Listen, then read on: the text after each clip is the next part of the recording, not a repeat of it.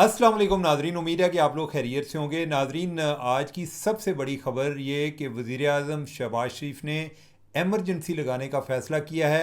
आज वज़ीर आज़म हाउस की तरफ से जारी होने वाले एक बयान के मुताबिक उन्होंने मौसमियाती और ज़रूरी एमरजेंसी लगाने का फ़ैसला किया है। आपको शायद ये एक छोटा स्टेप लगे, ये बहुत बड़ा स्टेप है। अल्लाह करे कि वो अपने वादे में मुखलस हों, ये सिर्फ बातों की हद तक ना हो, ये सिर्फ बयानात की हद तक ना हो। इस एमरजेंसी की हमें बड़ी देर से ज़रूरत थी। और मैं माजी में भी आपको बताता आया हूँ कि ये जो क्लाइमेट चेंजेस आ रही हैं, पाकिस्तान मुतासर होने वाले ममालिक में सरे फहरिस्त है। और आने वाले दिनों में इस तरह के सैलाब आपके लिए मामूल होंगे। और अगर हम इस मामले में एमरजेंसी नहीं लगाएंगे, हम ज़राअत पर तवज्जो नहीं देंगे, हम ये जो मौसमियाती तब्दीलियाँ हैं इनसे डील करने के हवाले से हम इस पर फोकस नहीं करेंगे, तो हमारी दास्तानों में मिलेगी, हम ज़िंदा नहीं होंगे। ओवरऑल ये पाकिस्तान के लिए बहुत ही बड़ी ख़तरे की घंटी है। इसको हमने आज तक संजीदा नहीं लिया। अल्लाह करे कि जो उन्होंने बयान दिया वो इस पर कायम रहें। और ये ख़बर जो है, ये जो सियासी एमरजेंसी की बातें आप सुनते हैं, उससे कहीं बड़ी ख़बर है। इसकी तफसीलात उन्होंने बताई नहीं है। उन्होंने सूबों से इसके बारे में तफसीलात मांगी हैं कि आपके इसके बारे में आप क्या क्या प्लान कर रहे हैं। मेरे ख्याल है कि फ़ेडरल गवर्नमेंट को इस मामले में लीड करना चाहिए। इसके हवाले से आपको डैम बनाने चाहिए पड़े, या जो सैलाबी रस्ते हैं उनको खाली करना पड़े। इस तरीके से हमें अपने आप की हमारी एडेप्टेशन होनी चाहिए कि दोबारा जब सैलाब आए या इंडिया पानी दोबारा छोड़े, तो इस तरह से हमारे लोग बर्बाद ना हों, इस तरह से उनका एक ज़रिया रोज़गार, उनके मवेशी, उनके घर, हर चीज़ तबाही की नज़र ना हो जाए। और जब वो तबाह हो गए, जब किसान तबाह होगा, जब एक गांव में रहने वाला शख्स तबाह होगा, दूर दराज के इलाकों में रहने वाले लोग तबाह होंगे, तो पाकिस्तान तबाह होगा, मईशत तबाह होगी, और उसके बाद गुर्बत होगी, उसके बाद जराइम बढ़ेंगे। तो ओवरऑल ये बड़ी एक ओवरऑल ये बड़ी डेंजरस सिचुएशन है। और ये बहुत बड़ा फ़ैसला है। मैं समझता हूँ कि अभी तक जो फ़ैसले हुए हैं जो सैलाब के हवाले से, उसमें सबसे बड़ा ये फ़ैसला है। लेकिन हम इस पर नज़र रखेंगे कि आने वाले दिनों में हुकूमत करती क्या है। क्या ये फ़ैसला सिर्फ बयान देने का था, या कि कोई इनके पास को अमली इकदाम करने के हवाले से भी कुछ हैं।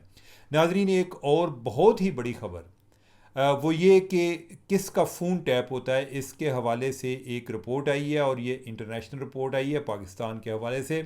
एमनेस्टी इंटरनेशनल ने एक रिपोर्ट जारी की है, और उसमें उन्होंने बताया कि पाकिस्तान में 40 लाख फ़ोन टैप होते हैं। और ना सिर्फ के फ़ोन टैप होते हैं, बल्कि जो वेबसाइट्स हैं वो भी अंडर सर्विलेंस होती हैं कि कौन किसके साथ रबते में है, कौन सी वेबसाइट्स इस्तेमाल कर रहा है। उनके जो लिंक्स हैं वो मॉनिटर किए जाते हैं।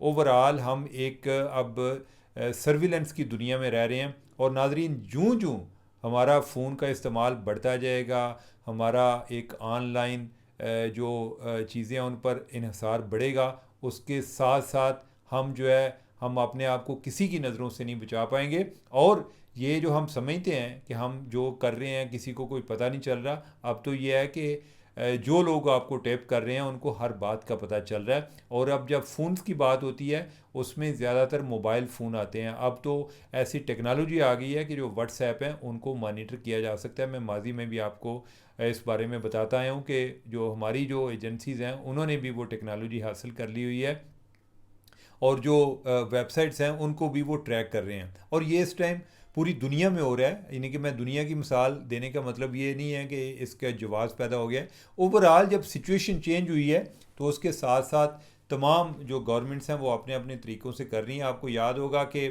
माजी में जो एक एडवर्ड स्नोडन जो कि एक CIA के विसल ब्लोअर थे, वो पहले CIA में एज आ एनालिस्ट काम करता था। उधर से उसने डाटा चुराया और वो बाद में उसने अमेरिकन इस्टेब्लिशमेंट को एक्सपोज किया, जिससे पता चला कि ना सिर्फ कि वो अमरीकियों के फ़ोन टेप करते हैं, वो बैरून मुल्क बहुत ज़्यादा लोगों के टेप करते हैं। और सिर्फ यही नहीं है, जो आपने उनके इत्तेहादी थे उनके भी टेप करते हैं। अब तो खैर इत्तेहादियों की कोई वक़्त, एक कुत्ते जितनी वक़्त नहीं रह गई अनफॉर्चुनेटली। जितने इत्तेहादी हैं वो रोज़ाना ट्रंप की जो हैं वो झड़पें बर्दाश्त कर रहे होते हैं।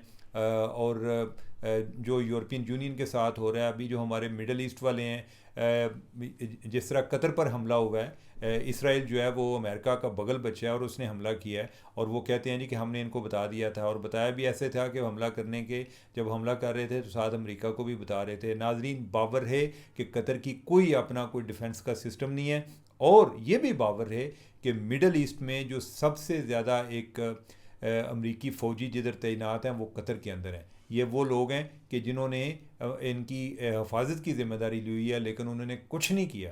तो ये वो कतर है कि जिन्होंने हाल ही में अमेरिका को एक बड़ा स्पेशल किस्म का प्लेन दिया है, अमेरिका को नहीं, ट्रंप को प्लेन दिया है। उधर जो है इस पर बड़ी बहस भी हुई, बड़ा तनाज़ा भी खड़ा हुआ कि क्या सदर इस तरह की गिफ्ट ले सकता है, लेकिन सदर को क्या परवाह, उसने वो गिफ्ट लिया है, और उसको फिर उसने उस मुल्क पर हमला भी हुआ है। उसने सिर्फ ये कह दिया कि मुझे बहुत अफसोस है। और ये जो हमारे मुसलमान हैं जो ये तवक्को लगाए फिरते थे कि उसने गज़ा में आके क्या करना है, आज मैं एक वीडियो देख रहा था कि जिसमें वो किसी फंक्शन में गया है किसी होटल में, और उधर एक खातून वो जो है वो एक फ़लस्तीन को आज़ाद करो ये नारे लगा रही है। इसने बाकायदा इशारा किया कि उसको बाहर निकालो, और उधर सिक्योरिटी गार्ड्स ने बाहर निकाल दिया। तो बात शुरू हुई थी फ़ोन से कि ओवरऑल वो भी जो है इनके अपने इत्तेहादियों के भी फ़ोन टैप करते रहे हैं। अच्छा, इसका जो एक पॉजिटिव पहलू जो अमरीकी सर्विलेंस का वो ये भी है कि मुख्तलिफ़ जगहों पे जो लोग अंडर यानी कि कोई अटैक होते हैं या जिनकी जान को ख़तरा होता है, उनके बारे में भी वो पहले इन्फॉर्म कर देते हैं कि फ़लाँ बंदे की जान को ख़तरा है। और मेरे एक दो जानने वाले हैं पाकिस्तानी जो कि यूरोप में मुकीम हैं, और जिस ममालिक में जिन ममालिक में वो मुकीम है उधर की हुकूमतों को इसके बारे में इन्फॉर्म किया गया। तो anyway, we are living in a different world. और इस सारी सूरत हाल में आपको वो जो जॉर्ज ऑरवेल का नावल है 1984, वो आपको ज़रूर पढ़ना चाहिए, जिसमें बिग ब्रदर का रोल है। बिग ब्रदर से मतलब जो है वो स्टेट है कि जो अपने तमाम जो अपने शहरी हैं उनको उन पर नज़र रखे हुए है कि वो क्या क्या कर रहे हैं, और वो एक बड़ी सर्विलेंस की दुनिया है कि, और वो वाला दौर तो है, वो कम्युनिज़म की ज़्यादा बात कर रहे थे, लेकिन अभी की जो सूरत हाल है उसमें तो ये लगता है कि हम बज़ाहिर हम लग रहा है दिन ब दिन कि हम बहुत आज़ाद होते जा रहे हैं, लेकिन हम उतने ही ज़्यादा कैद होते जा रहे हैं। तो नाजरीन, एक और ख़बर जो आज बड़ी सर्कुलेट कर रही थी, मुझे कुछ लोग पूछ भी रहे थे, वो जस्टिस अतर मिनल्ला के हवाले से था। किसी ने ट्वीट किया, मैं आपको बार बार सोशल मीडिया की बात करता हूँ लेकिन ज़रा इनके काम सुन लें। साथ उन्होंने जो असद कैसर हैं उनकी एक वीडियो लगाई हुई, और ऊपर लिखा है जी कि असद कैसर ने कहा है कि अलीमा खान ने इमरान खान का पैगाम आकर सुनाया, और उसने कहा जी कि अतर मिनल्ला जो हैं ये हमारे आदमी हैं, और जब ये इधर से सुप्रीम कोर्ट से रिटायर हो जाएंगे हम इनको सेनेटर भी बनाएंगे। अब यह है कि उस पर इतनी दफ़ा वो रीट्वीट हुआ, इतनी दफ़ा हुआ, बहुत सारे लोग मुख्तलिफ वजूहात की बुनियाद पे कर रहे थे। जो PTI वाले हैं उन्होंने कहा जी अतर मिनल्ला हमारा आदमी है, तो लिहाजा बात तो खान ने ठीक की है। हाँ, जो भी कह दे इन्होंने कौन सा बाद में सोचना होता है। अच्छा, दूसरा ये है कि जो उनके मुखालिफ थे वो इस चक्कर में जी कि अतर मिनल्ला जो है उनको जलील करेंगे, तो लिहाजा ये ट्वीट जो है इसको रीट्वीट होना चाहिए। और अपने साथियों को भी कहा कि देखा, हम नहीं कहते थे कि ये उनका बंदा है। अच्छा, लेकिन ये है कि असद कैसर जो वीडियो जो है वो किसी ने नहीं सुनी। आजकल जो है ना लोगों के पास इतना टाइम ही नहीं है, अपनी मर्ज़ी की बात मिल जाए तो बस जो है ना 9 2 11 हो जाते हैं, फिर आगे कोई एक और जो जगह है या एक और इन्फॉर्मेशन है वो तलाश करते हैं। नाजरीन, आज के दौर में जितनी ज़्यादा मालूमात बढ़ रही हैं, किसी बंदे को बेवकूफ़ बनाना उतना ज़्यादा आसान हो गया है। और इस दौर में वो बंदा बचेगा जिसके पास नॉलेज होगा, जो कि एक सच और झूठ में तमीज़ करने की पोजीशन में होगा। वो अगर आप में सलाहियत नहीं है तो आप कोई भी बंदा आपको बेवकूफ़ बना के अपने पीछे लगा सकता है। और वो सलाहियत कैसे आएगी? पढ़ा करें, पढ़ा करेंगे तो आपको आपके पास इल्म आएगा, आपको पता चलेगा कि जो फ़लाँ बात सोशल मीडिया पे चल रही है ये असली है ये नकली है। अपनी कॉमन सेंस का इस्तेमाल करें कि देखेंगे यार डज़ दैट मेक सेंस कि PTI वाले जो हैं कोई इतने ही बेवकूफ़ हैं कि उन्होंने इस टाइम पर कहना था जी कि हम उसको अपना सेंटर बनाएंगे, और अगर उन्होंने बनाना है तो क्या ये अतर मिनल्ला के साथ वो को भला कर रहे हैं।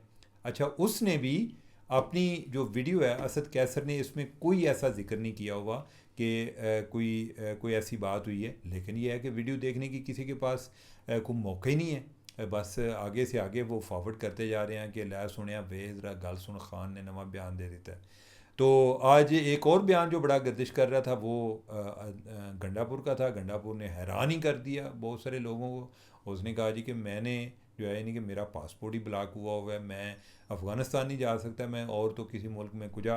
अब आई डोंट नो कि ये कोई इत्तेफाक से है या कि इख्तलाफ से है। मतलब ये है कि बाज़ अवक़ात यानी कि वो एक धमकी तो लगाते हैं नहीं कि हम मैं अफ़गानिस्तान जाना चाह रहा हूँ।